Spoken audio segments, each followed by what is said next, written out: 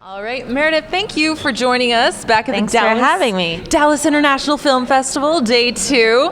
We're here to talk about Deep Tissue, your narrative short. Yes. So, I mean, for the folks that aren't going to get to join us here at the festival, can you give us like a really quick, no spoilers synopsis? Oh, that's definitely hard when you're dealing with the horror thriller genre, but I do have one. So it's about two strangers who meet under mysterious means and discover they share a mutual fetish. Oh my. Yeah. Okay, so I've gotten to see pictures, but I haven't gotten to watch the full thing yet. Yeah. So I'm excited. But tell us about the rest of your block. Are you liking the block that you're in? Have you gotten to meet any of the other filmmakers? I haven't. I actually met someone. I just came from. They had a really lovely filmmaker lunch for everybody over at 60 Vines. And I'm from Dallas. I grew up here, so I love the Crescent Hotel and like anything involving the Crescent Hotel. I'm like, ooh, fancy. But I had known Calvin Reeder, who has a short called The Procedure 2 in our block. I had seen The Procedure 1, so just The Procedure. So I know his work, and I was thrilled to be in a block with him, and then just met somebody else. So I have not seen any of the films yet, but it's really exciting because I feel like with short films, you end up screening with the same people. Yeah. So it'll be exciting to see which of us end up in blocks together, like down the road. But I'm very excited to sit through it tonight. Isn't it cool to see, especially if you come back to the festival circuit, see like people's body of work grow? Oh, totally. Like, are you a nerd about that like I am? Oh, definitely. And, I've been a film journalist for years, and this is like my second film. I took my time making films. I was like, let me do it when I know that I have something to say, and I am very clear on the story. But there's definitely been people that, you see their shorts, and then years later they're making their features, and it's like Ryan Coogler that, did Black Panther. It's like, I loved him when he was doing Fruitvale, and now I'm like, oh my God, what? It is really fun to see people's careers evolve. It's neat when you see, like, you get to watch the short and then they're like, I've got an idea for a feature. And so many people say that and it never happens, but a few years later they come back with the feature and you're like, aw. Good for them. Yeah, for sure. You're all grown up, sweetheart. All right, so when you're doing horror, how do you, tell me about the atmosphere on your set, first of all. Like, what kind of vibe, what kind of attitude do you kind of try to foster with your cast and crew? Yeah, so, I really loved everybody that I worked with on this film because I was in it, which was a choice. I went to SMU, actually, so I grew up in Dallas, went to SMU for theater and writing and directing. Theater at SMU, look at you, fancy. Yeah, no, it was amazing. I had such a good time there and learned a lot. And, with this film, for anybody that sees it, there's a lot that I'm kind of dealing with when it comes to female sexuality and body image, and there was something in me that felt like I was the best person for the role. And therefore, I knew that I didn't want to waste anybody's time having to watch playback, and I want things to move very swiftly. So my producing partners were instrumental in setting the stage for the set. Basically, one of my producers, Rachel Walker, she and I were very clear on the acting beats. Where my other producer, Josh Wilmot, he's also my editor. So he knew, he was like, oh, can we actually do that one more time because of this? And then I would say, okay. So it was a really, really collaborative set. And I think, when it comes to any film, you got to put your ego aside. Absolutely. And I thought, you know what? Like, we're all in this together. My DP and I actually grew up in Dallas together. He couldn't be here, Justin Hamilton. He's amazing. And we were all very clear on, like, what the vision was. So that way when we got on set, we were just rolling with it. But definitely the highly special effects heavy moment in the film, which you can't miss because it's kind of what the punchline is. But we have some photos of people in the crew watching it, and they're all like, and they knew what was coming, and they watched our makeup designer, Sheila Seffi, who's amazing, set it all up, and even then they were like, So it was like we moved quickly, we had a lot of fun, and we kind of knew we had something when people that knew what was coming were making those faces on set. Yeah. It's like, there's a YouTube video of, I don't know if you're a Game of Thrones fan, but I'm the one person that does not watch Game of Thrones. Okay, well, there's a very infamous episode called Red Wedding. And yes, I have heard of this. And there's a YouTube video just of people, not of Red Wedding, but of just people watching Red Wedding, and it's this can't handle it. They cannot handle it. That's and you hilarious. know exactly what they're watching, but it's terrible seeing them react. And it's really fun. We just came from South by, so we premiered at South by, and then Dallas is our next fest, and then I'm going to Tennessee for Chattanooga tomorrow. So Nice. it all begins now. But what was really fun is a lot of us in the midnight block, and I'm sure we will be doing this tonight. We all sat through it, and then all the filmmakers for the next screenings would peek down the hallway and watch people's reactions, because I knew my last screening at South by, it was like the fourth screening. There was a woman sitting, and I was watching her, and during like the episode, the moment, her hand slowly just went. And I was like, I love this. This is when you know you got something. So you need to be in the audience with like the GoPro and hold it up over your shoulder. Yeah, exactly. All right, so talking more about the horror genre, how do you, when you're writing it and when you're directing it, how do you keep yourself from kind of sliding into cliche?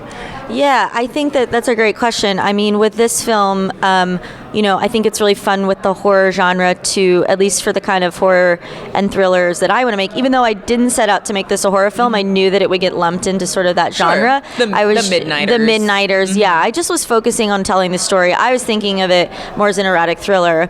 And, the camera language, we have a lot of slow zooms. We were really influenced by a lot of 70s horror, like, Goodnight Mommy isn't 70s, but a lot of the visuals of 70s horrors combined with Yorgos Lanthimos, who had a film called Dogtooth, and this really sort of stark, unrelenting lens. But we definitely thought, let's lean into, let's with the score and with the camera movement, tell people like you should be anxious about this. Yes. But then when in the actual story and in like the twist at the end, people are like, how am I supposed to be scared? Am I supposed to feel like this is normal?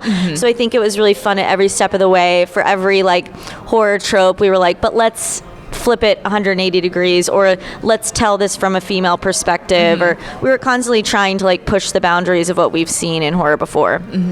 I think the face of horror, like right now, it's so in flux. I think a lot of that is because of Jordan Peele. Love him. Oh my gosh. I feel like he is one of the filmmakers that like, however many decades from now, when film students are studying, they're going to be looking at his work. Tonight's film lab is... Totally. Yes. Yeah, I think he, what I think is really special about horror films or any genre film is that they allow us to explore uncomfortable themes and stories in a place of safety. Sure. And I think that I've learned that recently there was another amazing festival called Overlook I went to last year, and I watched so many horror films over the course of 4 days, and it was like a lot. And then I was like, oh, but that's why people make these films. That's why they watch them. And specifically with Deep Tissue, there were a lot of like sort of dark things that I wanted to explore, but it was really great because you're like, oh, but it's fiction. Yeah. But then you kind of learn about yourself, and I hope that other people that watch it learn about themselves. And I think that Jordan Peele is doing that. Yeah. There's a lot of Jennifer Kent, who did a film called The Babadook, and The Nightingale, which is coming out through IFC soon. She really is exploring themes of sorrow and loss, and I mean tons of stuff in a genre landscape. So it's fun, you get to watch it, but then you're like, whew, I think I learned a little bit about humanity, Yeah, it becomes universal. And I'm loving how filmmakers like that are kind of stepping away from the whole... the bucket so fake blood. Oh yeah, and gratuitous more, stuff too. Yeah, and more into the thriller landscape, like you were saying, focusing more on how they once did it in the 60s and 70s, where it is more about the lighting and more about the angles and the tempo of the film. So that's an exciting place for you to be right now. Yeah, I'm super excited, and I think with this film in particular, I had outlined a whole feature, and then the idea sort of came from, I was at Sundance 2 years ago, and I got a free massage as part of a swag bag. I like to preface by saying I'm not bougie enough to be ordering massages to my East Village home, but the masseuse came and showed up, and like the massage table barely fit, and it was like weird and awkward and like intimate, and I'm like, this is a stranger, but also like this is lovely. It was just like all of these emotions, and then I sort of like took some of the themes of the feature, and they were like swirling through my head while I was getting this massage, and then I like wrote the short 10 minutes later. So I think that, I'm excited about the landscape. I think after showing Deep Tissue, more people are like, oh, we want to see where the story goes. Who are these people? What is this fetish? So I'm hoping that we can continue to tell the story in like a bigger landscape, and again, just like be a part of a movement where I think there's a lot of other amazing, unlikely filmmakers that have voices in the horror landscape that have not had a platform before. Yeah. It feels exciting to be on that bandwagon a little bit. Yeah. Well, this is totally off topic, but I love that you just told like kind of this story, you know, this little incident that kind of inspired the script, because it made me think like, yeah, there are so many little things in the lives of women in particular that can be nothing, and they can be something horrific. Yeah, absolutely. And I think that there's something like triggering about certain situations, and I think that we as women have kind of just been like, oh well, survival mode, brush it off, keep going. But I do think like art is all about, wait, like actually what was that thing that felt really uncomfortable? Maybe we should unpack that, so that way when it happens to us next time, we just know what's up. Like I don't know that I would have someone come to my house and give me a massage without my roommate there next time. Sure, yeah. You know, like it was totally fine and safe, but I was like, I think I was distracted. Obviously, I'm laying there like writing the short in my head. I couldn't relax because I think I was distracted by having this stranger in my home. Of the situation. Yeah, so I think it's like, you know, some of the other shorts that I want to shoot, and then the Deep Tissue feature absolutely explores kind of these like the next short that I want to make is based in a cycling studio. That's all I'll say. I like have never been into cycling, but like recently have gotten into it. Okay. And I just like the other day was like, this is weird. Like it's pitch black. You can't see or hear anybody. You can't get off your bike because you're gonna stuck get on your bike. Yeah. I know. And I was like, this is a great horror film. And that's kind of how my mind works. Yeah. Okay, so I'm going to switch topics on us again, just because we were talking about uncomfortable situations where, you know, you may not have time to really figure out, am I okay with this or am I not? And something that I've started to try asking directors. I have really strong feelings about artists keeping themselves emotionally safe, and it stems from an experience in an acting class when I was a student, and just something that happened that I was shocked by, and it was the moment where you're like, do I interfere? Or totally, yeah. And so ever since then, I've had a lot of strong feelings about how you keep your actors and your writers, you know, emotionally safe on a set or in a reading, or, you know, or on stage, wherever it is you happen to be. So how do you approach that as a director? You know, and especially directing yourself, you know, not pushing yourself into dangerous territory. Sure. I think, and you know what, this is one of those things that I'm always going to fight for, and people are going to be like, we don't have time or we don't want to do it. And I'm going to be like, I come from the theater, darling. And rehearsal is huge because I think that it allows you to have a dialogue and a communication before getting on set, because like you're saying, once you're on set, it's like boom, you're going. And you want to build a trust with your actors ahead of time and with yourself and with the material.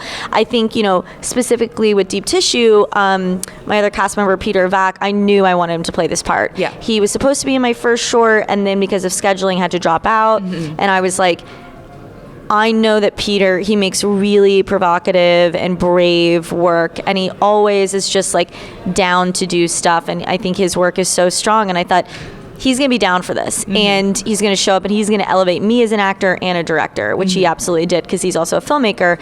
And, you know, we had a rehearsal at NYU in this like room that was like way too big for us, but I was like, whatever, we might want to like move, I don't know. And we didn't. We sat at the table and we talked, but you know, we had a lot of conversations about like what the characters are doing and their intentions, and like there was a roadmap so that when we got on set, we knew what to expect.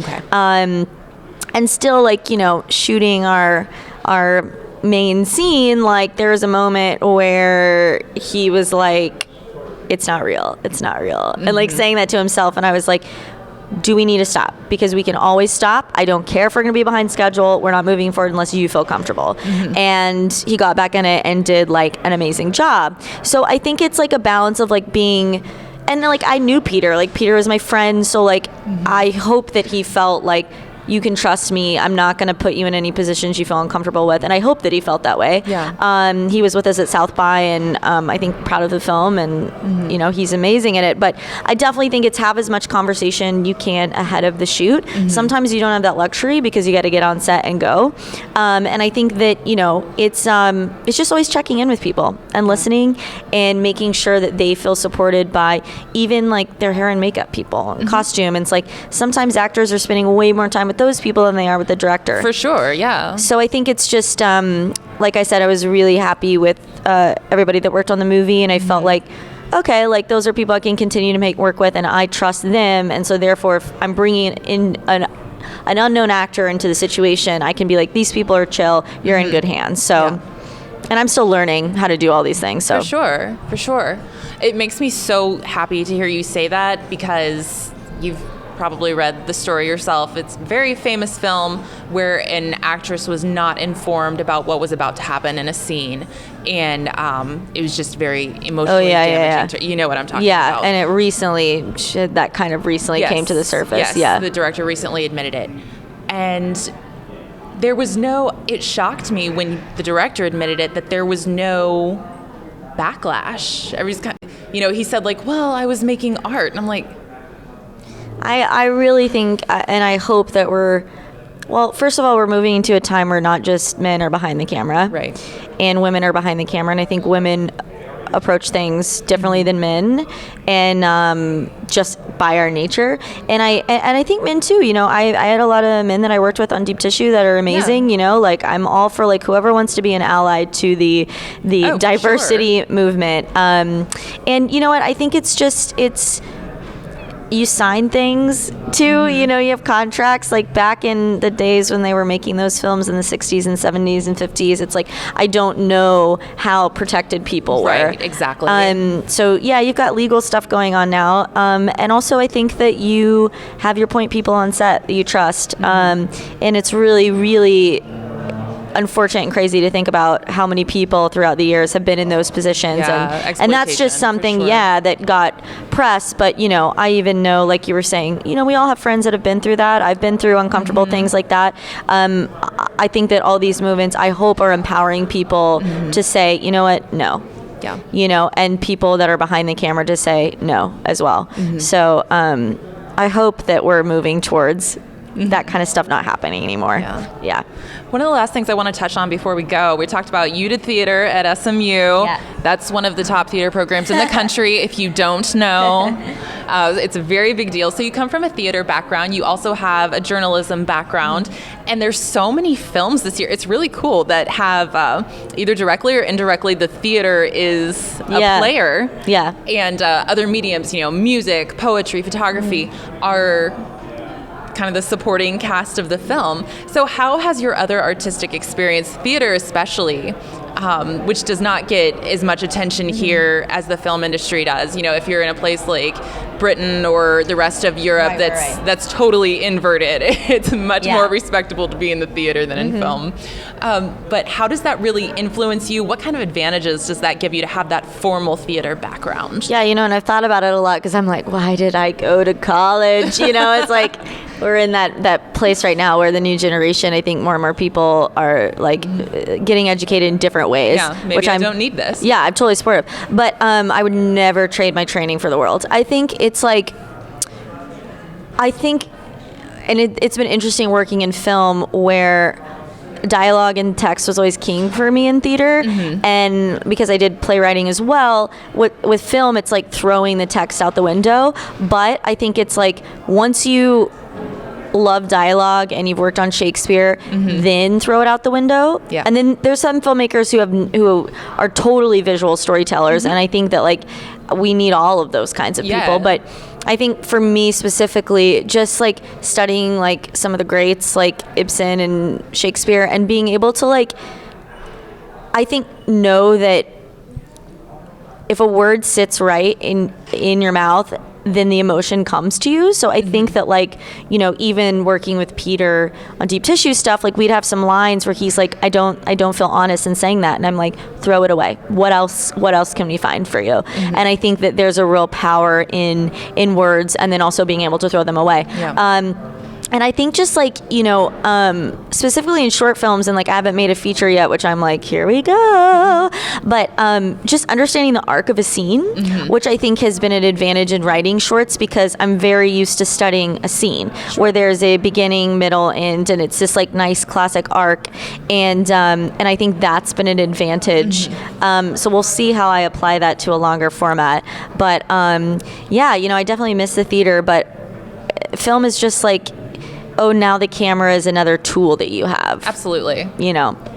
Awesome. Yeah. Well, thank you so much. Thanks I know for you've having got a lot me. of Great discussion. more stuff to do here at the Dallas Film Festival. But I hope you have several great screenings. Oh, wait, before we go, okay, so where can people catch up with you and learn about where to see the film? Sure. So the film is showing tonight, premiering at 10:45 at Studio Movie Grill.